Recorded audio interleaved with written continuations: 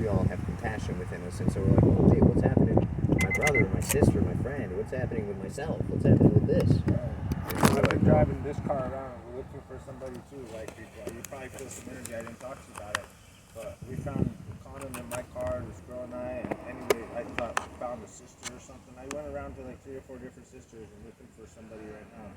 So I'm glad you tuned into that. I'm really glad you tuned into that. but what I'm saying is that when we have this focus, then we have this ability to jump into so many things. But this contrast was very helpful in understanding the possibility with somebody who may have 1,000 thoughts occurring within their mind. And so they're having great difficulty finding where they are within those thoughts. It's very easy to identify with any noise or stimuli external to us.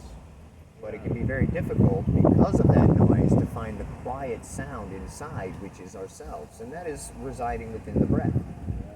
It's very simple. If we come in tune with that breath, then we can feel through all of those different things. And we can finally find out where it is that we are.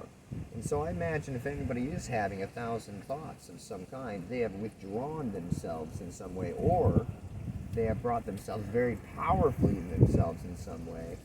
Either way, they've either used force to take or used force to add, and they can just actually relax into what is subtly already naturally most easily occurring, which is just when we come here with the breath.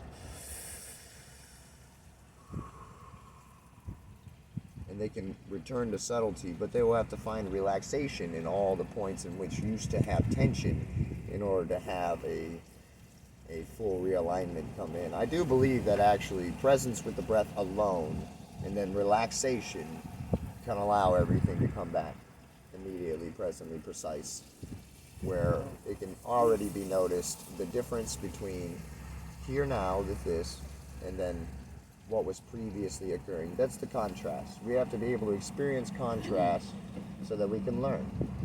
And if we're always in the same thing constantly, that can be difficult.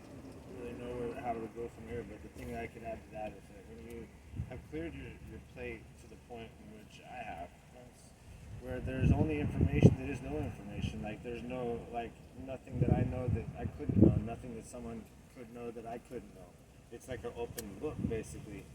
So when you take that type of information and you think about what I do and what I can do and add it to the whole, it's something that I would agree with. It's not something that you can do forcefully. It's something that's added to the whole by acquisition of the whole itself, really. And we're all in this world, like someone would say, we're traveling at the same time. So I'm not quite sure exactly who's trying to speak to me, but I know that where I stand, the way I live, the way I feel, is business to people and I share it with them. And otherwise, I like to try to pull down all communications because I don't like to pull people into my mind, nor do I pull in information. It's all basically my life story as I polish my mirror that I go through, and I look out for people that hurt along the way, and I help everyone I can. That's what I do. Yeah. So I'll look out for this. I know that I've read 1,000 thoughts per minute has been printed. It's not going to be hard to find a guy with 1,000 thoughts per minute if they're trying to run that program. You know, if they're trying to run that information as a program, then it's going to show up. I don't mean per minute. I meant at a time.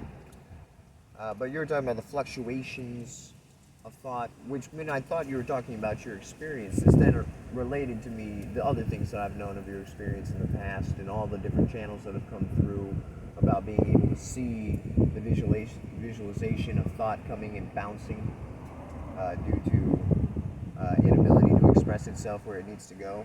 And so there was the first teaching that came through from just receiving from you and your authentic experience. That was extremely helpful, actually, to a lot of other beings. This amazing I mean, visualization. even added to that, it's like and then when we come on the property the other day, I don't know if you were aware of where you were at, but where it's all added up at the end, I put out a big equal sign, but we all got to be mindful of how we speak.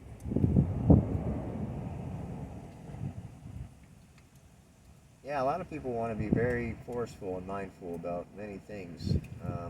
And I think it's good. It depends on what we mean by mindful. I guess that's right. I'll agree with that. Without defining it, just know it comes from the heart. Really true. I just like it's all so pertinent right now with our basically constitution of just like peaceful mankind. And I'm really like amazed at this point that my balance is equal and I owe nobody or can take from anybody right now.